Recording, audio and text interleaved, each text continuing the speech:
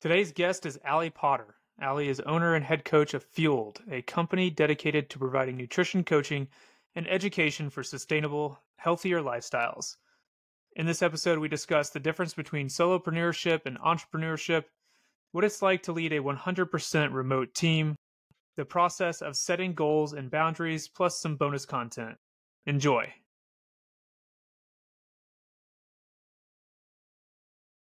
Allie Potter, so good to see you. And thank you so much for taking the time to be here today. For those of you that don't know Allie or haven't had the privilege of meeting Allie yet, she is probably one of the most sincere and passionate people that I've ever met. She's the type of person, she's going to laugh at this, she's the type of person that people tell their secrets to. She can be a good sounding board for life perspective, which I think is a leading factor for why she's good at what she does. She's the wife of an Apache helicopter pilot, which is pretty badass, but she's just as badass herself, having graduated top of her class at Vanderbilt, a prestigious university. And now, after having a successful career in the nonprofit sector, she's leading a successful business. So Allie, maybe let's start there to kick us off. You come out of college, you're focused on the nonprofit sector, and in the middle of a successful career, you make a change and start a business. So why the change? Yeah. Well, first off, let me thank you for the generous introduction, because I need to start my day off every day hearing that. So I really appreciate that. That's my goal then. I'm going to start calling people and giving them a nice intro like that for the day. Yeah. Set the tone for the day. That's right. But as far as the business goes, I really accidentally fell into it, which seems to be the case a lot of times with this kind of story. But as you mentioned, I have a bachelor's and a master's from Vanderbilt in seemingly unrelated fields, and my previous career in nonprofit management. But at the time, my passion for fitness was really growing, and I first really pursued my continuing education in nutrition for my own use or knowledge, right? I wanted to learn how to best fuel my body, and so I did just that, right? I got the information that I needed, and it sort of grew organically or naturally from there, as people wanted to learn from me. So it was not really what I intended to do with my life, but I've really found that the flexibility of running my own business, especially in this kind of period of life where I am a military spouse and we move around a lot, and that flexibility has been really a good fit, for that sort of life stage that we're in, both with my husband's career, but then also as we now work to expand our family. So the benefits of the flexibility and sort of the freedom that it's given me have been wonderful, in addition to being able to see and help people reach their health and fitness goals. Yeah, and this wasn't maybe something that we prepared for, but I mean, was there any aspect of that previous career that you've seen come through in what you do today? Yeah, so my last job before launching the business, we worked with a lot of different kinds of entrepreneurs. And one of the things that my supervisor at the time really said that stuck with me was, she said that we throw spaghetti on the wall or at the wall and see what sticks, right? And that's a common kind of thing that you hear in entrepreneurship, but it's not how I had really been operating, right? Like I was a high performer really my whole life, and I identified as that. So I took pride in doing a great job and not accepting less than perfect. And there are pros and cons to that, right? But in my career, that was rewarded. I was promoted really quickly. I was seen as sort of a go-to person, and it sort of fed into that. But when I started, thinking about entrepreneurship more by working with other entrepreneurs and seeing that people were just trying things out, right, and taking risks, and some of those things failed and some of them worked, and that was really part of the process that you needed to go through in order to build a successful business. So that was it was necessary for some spaghetti to fall off the wall, right? So I think that sort of changed my mindset around who I was and what kind of role I was capable of taking on, if that makes sense. Yeah, no, absolutely. I think the term that I've heard uses a little bit more vulgar word than spaghetti. But I'll take it and we'll use it for the podcast for sure. So, as you've gone through this process, what are three things that have maybe caught you by surprise, or maybe just three suggestions that you would have for entrepreneurs that are really getting started? You're in a unique business, right? You're a subscription-based model. So it can be a little bit different than maybe what some of the listeners are used to. What three suggestions would you give to people that are, pretty universal for entrepreneurship? Well, the first thing that comes to mind is the first thing I always tell anybody, regardless of what type of business they have. And I'm still learning this lesson, but the biggest thing that I have found that's important is to know what you do best, do that, and outsource the rest as much as possible, which I know is easier said than done when you have a lot of us have a shoestring budget to start, right? But as soon as you can do that, it's really important, right? Because especially if you're a one woman or one man show at the beginning, you're doing a lot of things that are not your competitive advantage, right? So as soon as you have either the budget or resources or network that you can outsource some of those tasks that either you're not as good at, frankly, or you don't have the time to do well, or you don't like, the more time that you're spending on the bread and butter of what makes you the right business owner for that company, right? So that's the biggest thing that was hard to do at first, right? Especially when you are, like I said, working with a small budget.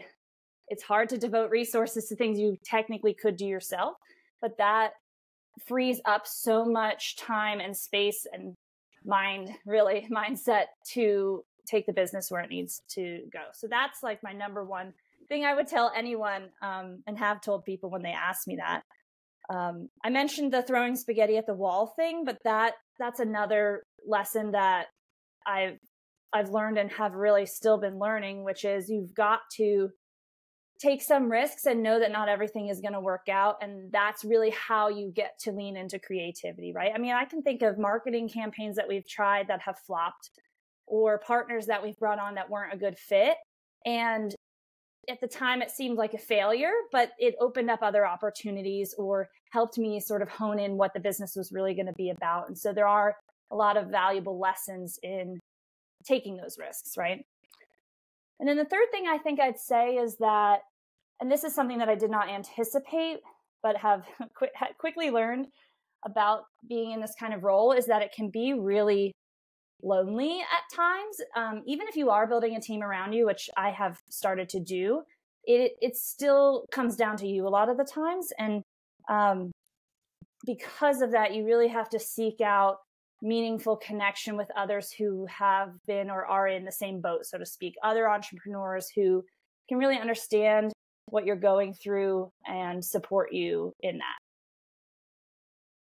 Yeah, so let's maybe stay there, because I saw you mention that in a couple of the articles that you've done or the interviews that you've done, and I think it's important because I don't know that I've heard it from multiple sources, at least not very often, right? So what did you mean by it can be lonely, and what advice would you give to those that are experiencing a similar situation, especially keeping in mind that your business is completely remote and very much online, right? And a lot of businesses similar are coming out of COVID and this whole work from home environment. So I think that's incredibly important. What advice would you give to people in a similar situation? Yeah, so a little bit more about what I mean. I definitely feel like there are plenty of ways to get, what do you want to call it? Social time, right? I don't feel that that's missing from the remote aspect. But I think I expected my greatest support when starting something brand new like this to come from my best friends, right? Or even my strongest professional contacts. Those were the people who I thought were going to be my biggest cheerleaders and was really relying on them to help spread the word. And people are quick to say, let me know how I can support you. I want to support you. And then you give opportunities for that, often free, easy ones, like share this newsletter, and it's crickets. And maybe that's just my experience, but I don't think it is, based on what I've discussed with other small business owners. Is, people are big to talk about how they want to support you, and then it's time to show up, and that's not always what happens. And so, my biggest supporters, well, besides my mom, who does read every newsletter from start to finish, but besides that, really my biggest supporters have been other entrepreneurs, some of whom I don't even know very well, but they know what it's like to be in that position where all the decisions do fall on you. And in some ways, the business feels like a reflection of you personally, even though it is a separate entity, right? Like, its successes and failures feel like my successes and failures. And I think there's a vulnerability in being able to share that with other entrepreneurs, right? People who get it, people who understand the challenges, and either can give you advice, or maybe more often, or more importantly, just commiserate with that experience and what that feels like, has been really valuable. So I think that's not really advice, but it has been valuable to me to connect with people who are in the same boat or have been in the same boat, even if we don't have much else in common, if that makes sense, because we have that shared experience of I think that makes a ton of sense, excuse me. And having known your mom, I would love to see the feedback she gives you on all these articles. Shout out to Susan. She's an amazing lady and has always stood behind me. She'll listen to this. I know she will. She's always stood behind me, which I appreciate. So then let's maybe go into one of the other suggestions that you had, taking risks, just starting this business, right? Just moving on from your previous career was a risk. What are some of the risks that you've taken within the business, right? So post day one, and how do you see that come through in your success? Yeah. So I don't want to downplay the advantages that I definitely had and have in my position, where I have a partner with a stable job. I've got great health insurance through that. We don't have kids.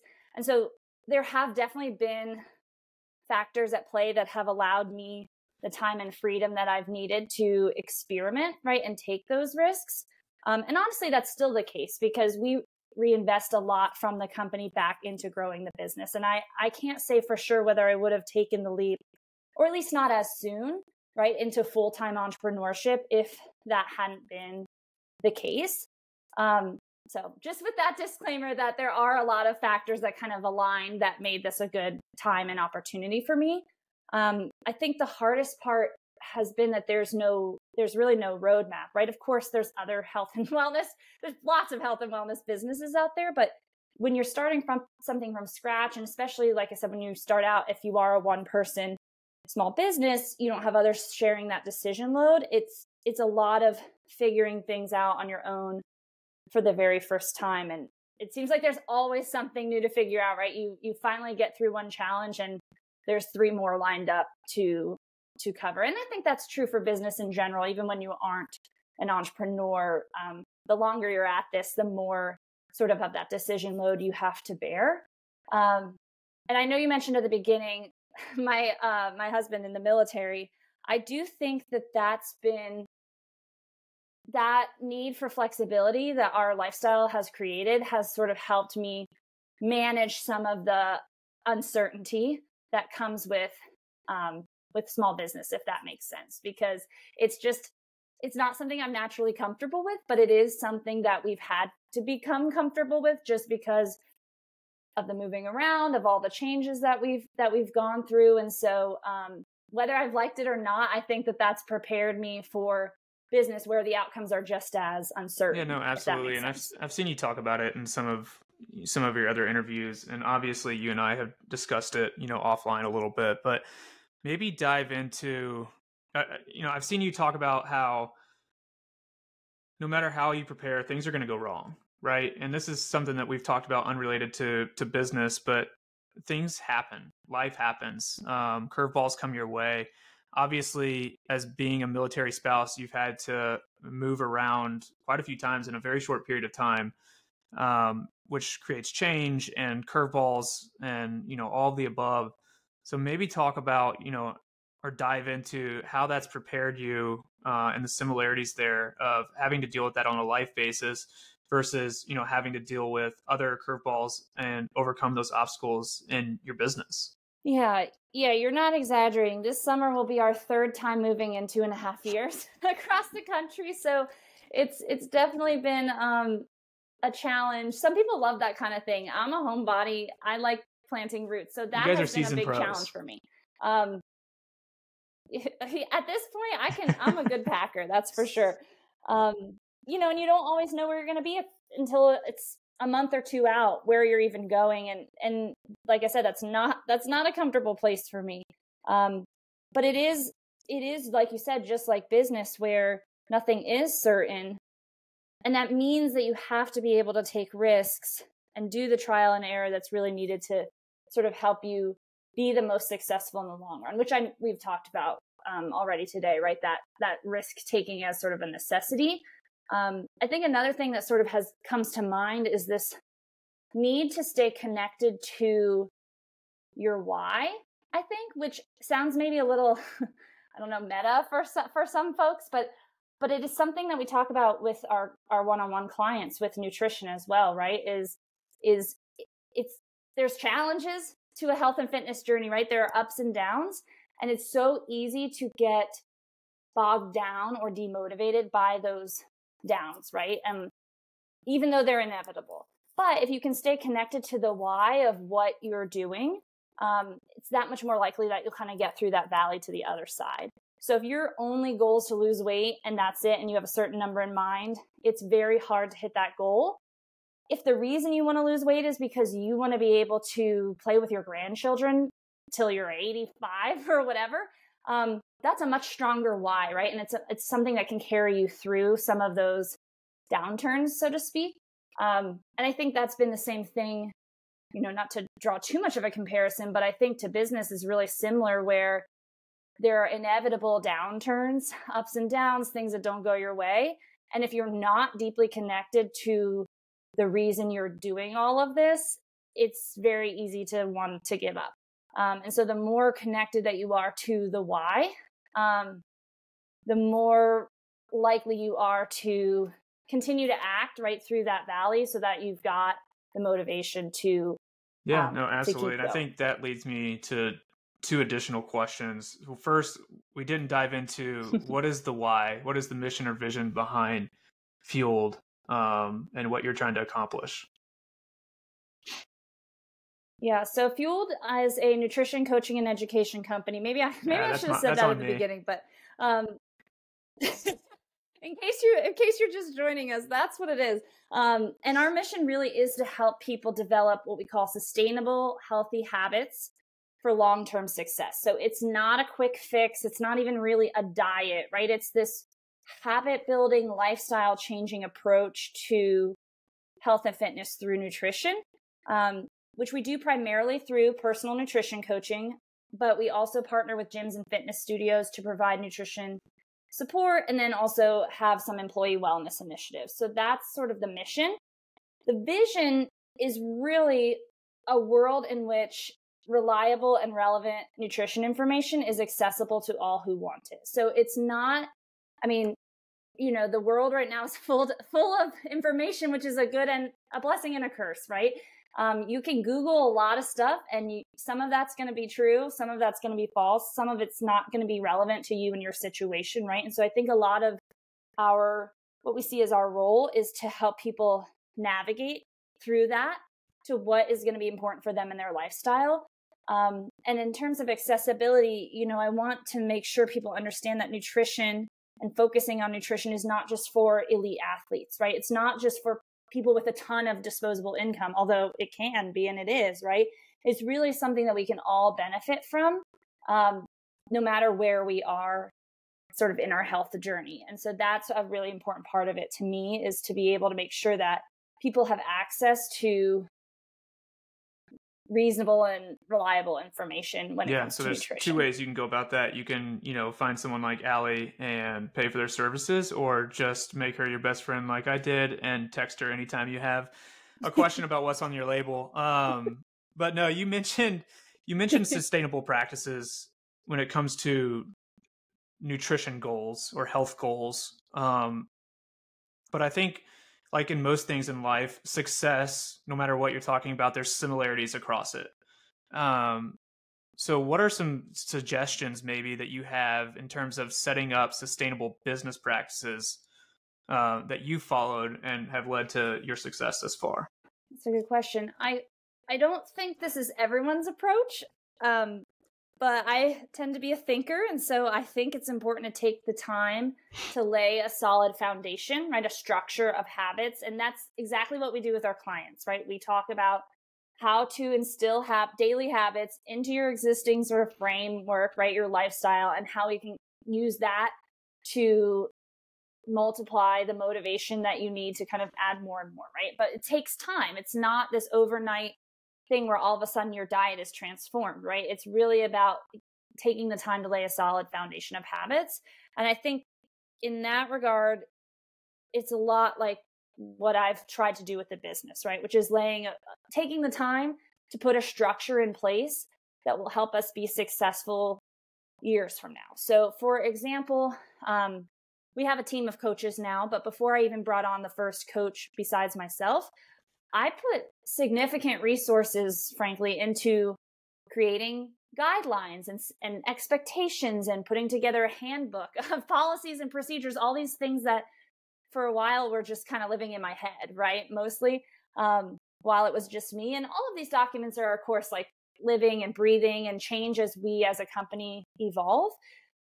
But I hope that both allows my coaches and me to have a smoother onboarding process, right? So people are more prepared for what they need to do and what I expect of them. And for me to get a better outcome and sort of a standardized experience or quality of service for our clients, right? But it's very easy if someone, if it's just me and I'm bringing on another coach, for me to just tell them everything they need to do. But then you add the second or third coach and you're doing that all over again, right? And so for me, it was worth the time up front to put a lot of that in place, knowing where I wanted the business to go, which was a big team of diverse coaches across the country that support clients in their unique but still high quality ways and meeting my expectations for that. It probably seemed like a lot of time and money spent on that when we're very small, but it's about laying that groundwork, that foundation, with the future in mind. And I think that's a lot of the same thing that we try to do with our nutrition clients. So it's really about taking that time to set yourself up for success. It may seem like overkill, but in my experience, it's been well worth it. Yeah, I think preparation is everything, right? And that's essentially what you're doing. Yeah. For those of you that are familiar with Excelsior, we tried to hire Allie before Fueled, specifically for that purpose, because she has a unique talent for preparation and building a foundation. I think that comes through in Fueled for sure. So maybe let's switch gears just a tad and just dive into leadership, right? You're a completely, as I mentioned earlier, completely remote business, mostly online. A lot of your clients, a lot of your team members are spread throughout the country in different locations. Maybe some of them you've met, some of them you haven't. I don't know. What does leadership look like to you within the context of a completely online remote business? That's a good question. There are, I think, some unique challenges when it comes to fully remote teams, which a lot of us entrepreneurs since COVID really been discovering, right? There are some unique challenges, especially when it comes to culture and like you said, leadership. But I think it's important to try to strike the right balance between structure and support and also freedom, right? Because I want the team to feel supported and connected, just like I want our clients to feel that, right? That's a common thread there. But I don't want to micromanage them, right? And that's really difficult to do when you don't have eyes on everything that's going on.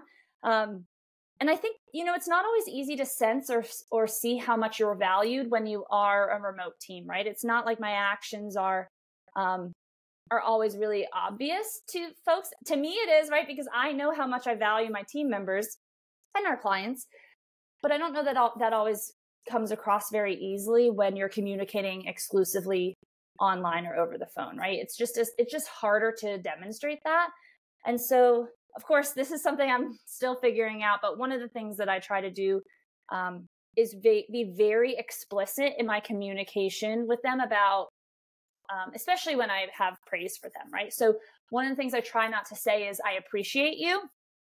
I don't remember who told me that, but it stuck with me that that's very unspecific and kind of meaningless, right? I appreciate you, like, for what, right? And so I try to be, again, very direct in terms of, I appreciate that you always make yourself accessible to our clients, right? Or that you proactively are seeking out solutions to problems, like being very kind of clear with feedback, positive in this case, but negative is the same thing, so that they're feeling as supported as they can be when I am not there, right? And in real life. I think another thing that can help, but again, requires time and resources, is looking for ways to invest in my team's growth as coaches and as people, and really making that an intentional part of our company's culture. So I encourage them to bring me opportunities that they think would make them a better coach. And it's always worth an ask, right? We may be able to help them do that. We have annual stipends that they can put towards continuing education courses or certifications that they want to do, books that they want to read that are, related to nutrition or coaching. It's not a huge budget that we have set aside for that, right? But to me, it's the principle of making that a priority, even now, even as we are a small company, so that as we grow, that continues to be sort of a pillar of our culture. Yeah, no, absolutely. And I love all of that. I specifically wrote down the I appreciate you portion because I use that with our team members. I use that with my fiance, friends, family, whatever. So I'm writing that down. I'm using that going forward. I didn't steal it, so don't claim that I did. Well, I stole it from somebody, so now it's on the free that's market. going to be a hard one to work on because I use it so often as a way to just try to signify that, I'm thinking about the person, and I, sincerely do appreciate whatever it is that, they provided. And so that's going to be a change for me for sure. I think, staying within the leadership realm, but slightly, pivoting a little bit, something that I talk about pretty regularly is that, wellness is a business strategy. And for you being in the wellness space, I think it's important from a leadership perspective of, walking the walk, right? I know you obviously, and know how important health and wellness is to you, but being a business owner is time consuming, right? It can be incredibly demanding. So how do you continue to focus on your health, right? When you're on call, I'm assuming most of the time, right? You've got clients, team members in different time zones than what you're in. You move different time zones pretty regularly. How do you continue to focus on your own health? And what are some things that maybe you recommend to those that are struggling with that right now? Yeah, that's a great question, because you see it all over the news about how burnt out small business owners are, right? And a lot of us are burnt out, not just small business owners, but there is a different demand, it feels like, when you are an entrepreneur, because like I said before, it's very hard to disconnect your own self and your own worth from the company's success. And that's, something I'm working on, but that's, I think, where part of the difficulty stems from is, of course, you want to go above and beyond, right? And put your best foot forward, regardless of the time of day. And we talk to our clients so much about setting boundaries, right? And how important that is for health and fitness success, right? I mean, if you're going to only have one drink at a happy hour, no matter what else everyone else is doing around you, right? Or, if you're protecting your Sunday afternoons for meal prep time, or you're committing to a certain bedtime, it's all about setting guardrails or boundaries within your life, within your schedule, to make those things happen. And that's what I need to do. And it's a lot easier said than done. Just like you said, to, not answer emails after 9, right? Or put my phone down during lunch so I can have a mindful meal. I think others, like I said, who don't run businesses feel the same way, but it is just extra hard because the business feels like such a direct reflection of me and my effort, right? But you have to remember that you are modeling the behavior, or I'm modeling the behavior that I want to see in my clients, right? In a lot of ways, whether we mean to or not, coaches become role models, right? And so it helps to keep that in mind, right? It helps to keep in mind that you are setting an example for those that you want to see succeed. So I think that's part of it. But that said, I think it's also good to see our clients or have our clients know that we are human, right? And that I too, and the other coaches too, we struggle with a lot of the same things. It's not that it's always so easy to have a perfect meal, right? Or wake up at 5 a.m. or whatever it is that you're doing. And so I think that helps them know that the struggles are normal. And then also that they can be worked through, right? That they're not insurmountable. If you say, hey, I've been there, here are some strategies that helped me sort of get through that. Here I am on the other side of this challenge, at least. I think that can be really motivating for people, again, who are on a health and wellness journey, who can see themselves reflected in that and also be encouraged by what the progress that they've seen other people make, including the other coaches absolutely. and myself. My coaching background is certainly not as substantial as what yours is, but I was let's call it what it is. I was a CrossFit coach back in the day. And one of the things that I wasn't expecting that kind of hit me hard when I started was walking into the gym at 5:30 a.m. when you don't want to be there, and the impact that energy has on, the members, the gym members that come into the gym. And so, I think initially I tried to hide it. And then as I became more familiar with it, I just tried to be upfront with it and put it on them to okay, let's bring the energy together. Like, let's all lift each other up.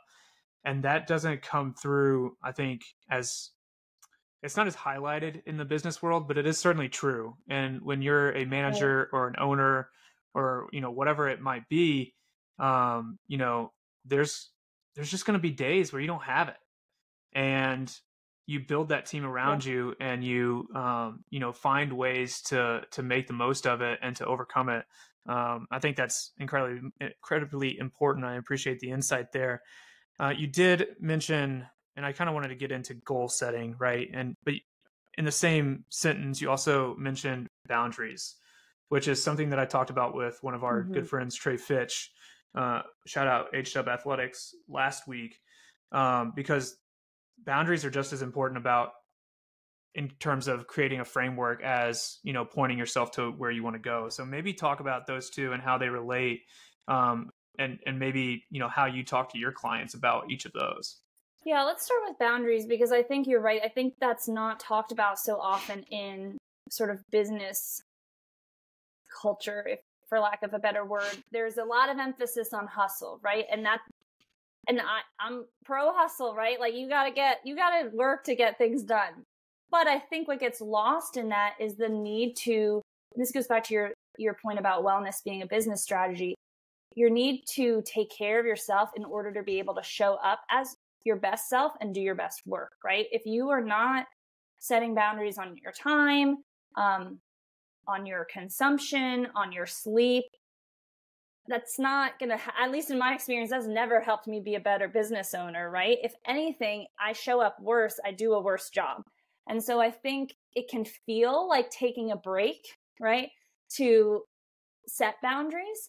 But really what that's doing is saying no to some things allows you to say yes to other things, right? And that's what it's about, is saying yes and putting your time and your money sort of where your mouth is, right? And doing and making time through setting those boundaries and those guidelines, making time to do the things that matter to you the most, right? And so just as an example for our clients, a lot of people feel like they don't have time to prepare their own meals, which I get, right? There are some busy people out there and that's not a priority. Or, there's other things that take their time, right? And maybe they get a meal prep service or whatever. Not everyone is able to is in the position to do that. And so you kind of do have to look at, your schedule and say, okay, be honest with yourself. You said you don't have time for this. You did spend 6 hours watching football, and that's cool if football is your priority. But if you're telling me that your health is, like, let's find a way to fit that in, right? And make sure that what you're saying matters to you is reflected in where your time and resources are spent, right? And so that's a little bit of how we talk about setting boundaries.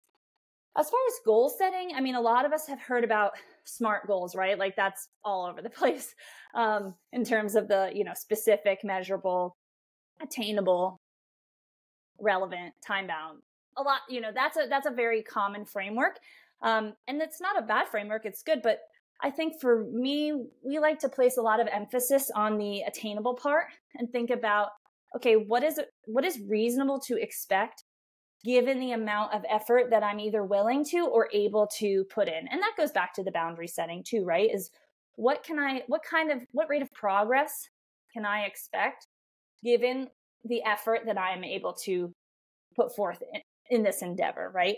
A lot of goal setting is also about setting expectations.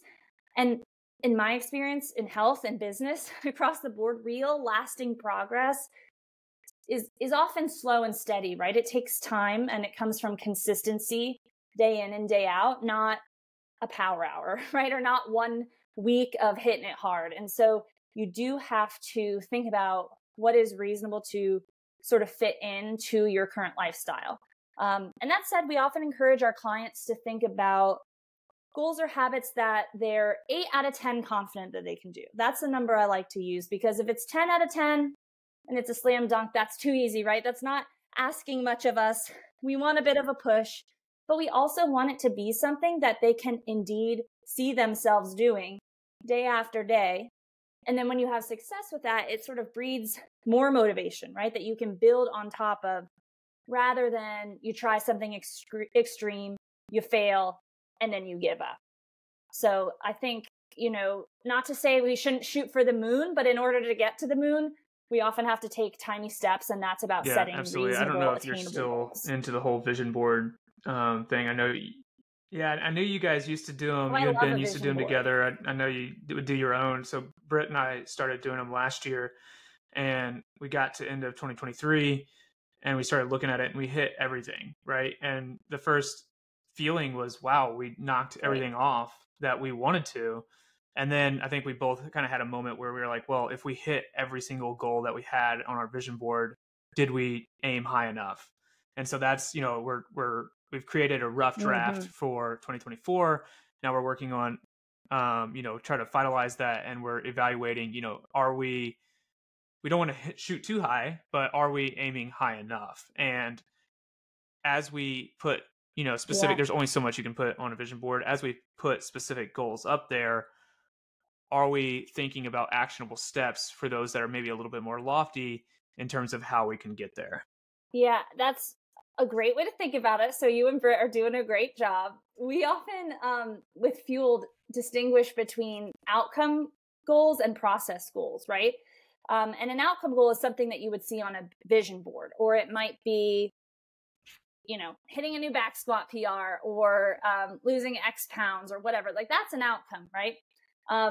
But if you just focus on that, how are you going to get there, right? And that's where the process-based goals come into play that you're talking about, where how can I get concrete about what I am doing on a weekly or daily basis that may seem small, but is what I need to do in order to inch closer towards that outcome that I'm trying to achieve. So just for clarity's sake, when you come up with a outcome goal, for each of those outcome goals, then do you put together a set of process goals around them?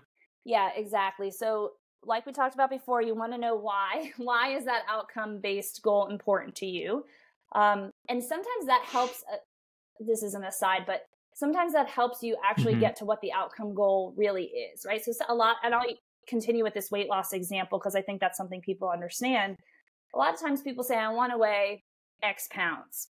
If you really peel back the onion and you figure out why is that, it's not about the number on the scale, right? It's about some way that they felt about themselves when they weighed that amount, some years before or whatever it is. It's not really about the number on the scale. It's like, hey, I just want to feel I want to feel confident in my own skin again. And that's actually the outcome, right? And so we asked them, if you could achieve that and the number on the scale was something different, would that still be a success? And oftentimes the answer is yes, if you're being honest with yourself, right? And so the why helps sort of narrow down or clarify the outcome goal. And then, just like you said, you want to outline specific process-based goals or habits is maybe a better word, that will help you get there on a daily basis, right? And that can be really hard to connect sometimes in our head, right? If I choose broccoli instead of fries as my side at this restaurant, I don't achieve my outcome goal because of that one decision, right? But that one decision is very important because it's those tiny decisions, those habits, right, day in and day out, that actually add up to the outcome that I'm trying to get at, right? I'm either taking one step forward or one step back with essentially all those tiny decisions that I make. And so you lay out those process goals, and then when those are difficult, right, when they're not the things that we want to do, that's when you can kind of think back to your outcome goal, think back to your why, and remember why it is that you're doing those things absolutely. day in and day out. Something like, the similarities between this conversation and my conversation with Trey are just astounding. Obviously, I mean, we all, come from the same group and used to work out together, and we're all in different parts of life now, but obviously we, built a certain foundation together. So, it makes sense that these are all coming through. I think, we could probably talk about this for days. We could go down an incredible rabbit hole. I think it's a good spot to end it for this conversation. Would love to have you back, but I do have a bonus round question. You're getting ready to have a baby boy. Are you in the third trimester now, or getting close? Not yet.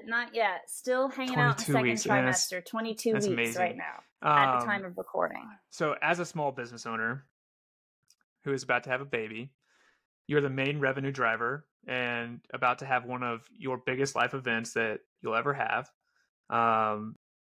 Requires a lot of personal time, rightfully so, right? I think it's incredibly important and I've discussed this about, spending that quality time with a newborn.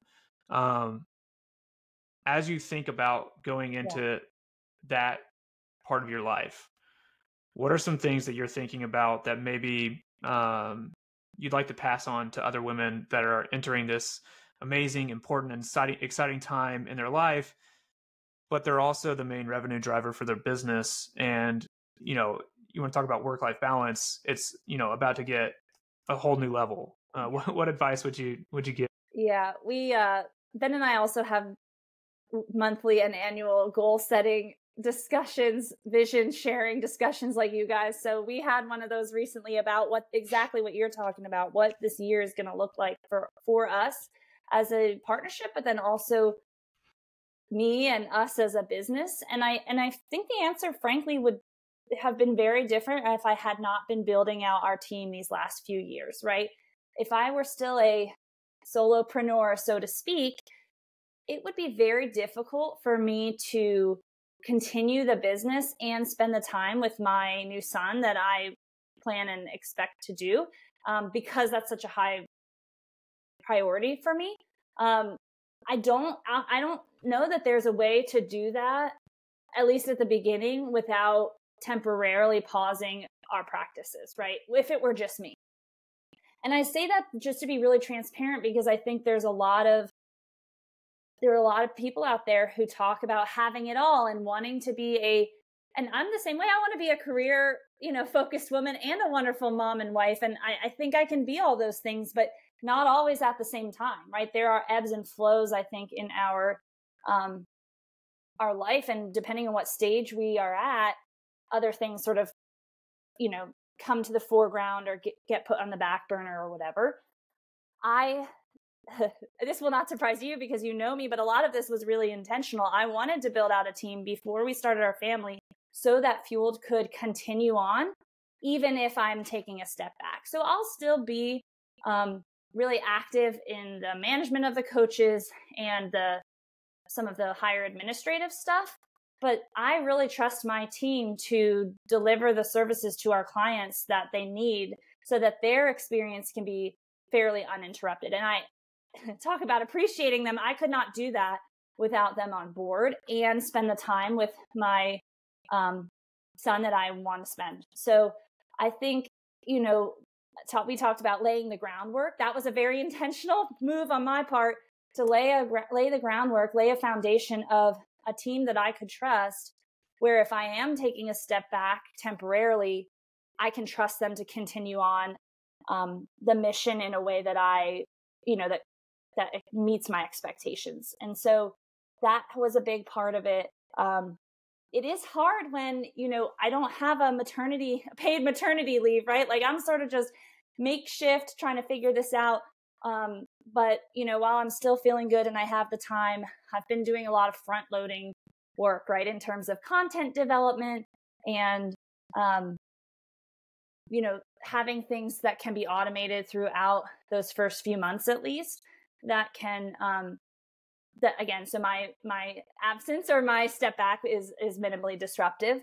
But I do just want to reiterate that we think we can have it all. And I do think there's something to that, but we're also just human. And there are going to be times where things that matter a lot to you are more or less prominent, depending on what other life things you've got going on. And I don't think that that's something to be ashamed of, right? I think that that's very normal. And I'm not I'm not apologetic for the fact that I want to be there for my son in a way that I know not everybody can be. And I'm grateful for entrepreneurship in that regard to allow me the flexibility to do that and to have both as much as possible. Having known you for as long as I have, I'm not going to count because it would take too long at this point. But I know that from the outside looking in, it's going to look like you are having it all and you're crushing it. But internally, I know there's going to be a lot of struggle there as well. And you have a lot of insight and perspective. Like I said at the beginning, one of the things I did leave out at the beginning in terms of introduction was your intentionality. And I have a feeling that given your background there and the experience that I have with that intentionality, you are going to be more prepared than most in terms of front loading. So I can't wait to hear the advice that you have, 6-12 months from now, looking back and just comparing it to what us on the outside see, because I know you're going to crush both and you're going to have it all. So Allie, thank you so much for the time. This has been incredibly insightful. I always appreciate hearing your, perspective. I know I'm going to have you on again and can't wait for that. But thank you for the time. Really appreciate it.